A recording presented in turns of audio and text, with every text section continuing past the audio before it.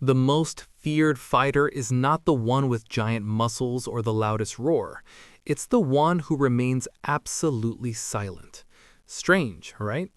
But this revelation changed the life of Musashi forever, and it can change yours too. Picture this. Someone yells at you, challenges you aggressively. Your muscles tense, your heart races, anger rises, and suddenly you're trapped in a storm of emotion. Most people get swept away. They lose control of the situation, and more importantly, control of themselves. Musashi saw this trap clearly. His first principle for mastering any confrontation is emotional distance.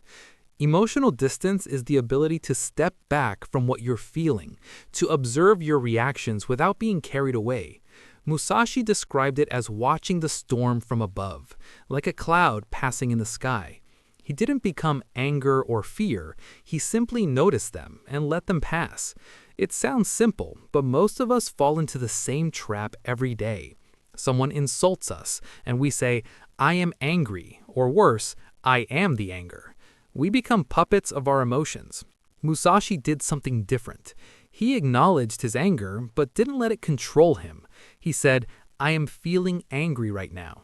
That small shift in language creates a space between you and the emotion, and it's in that space your power of choice resides. You can start today. In any confrontation, pause and say to yourself, "I notice I am feeling angry," or "I notice I am feeling frustrated." Labeling your emotion creates distance. Over time, that space grows, giving you more control. The secret isn't to deny or suppress what you feel, it's to not be controlled by it.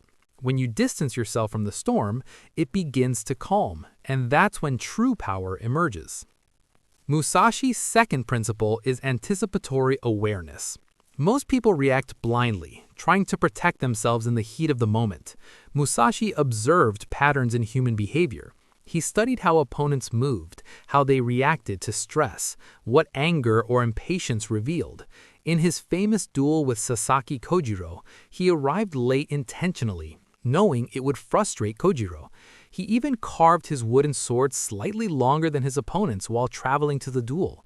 Musashi had already won before the fight began because he knew what to expect.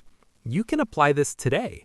Before a tough conversation, stop for 30 seconds and ask yourself, what is this person's likely emotional state? What do they want from this interaction? What are 3 likely reactions they might have? Preparing your mind like this prevents panic, increases focus, and allows clarity.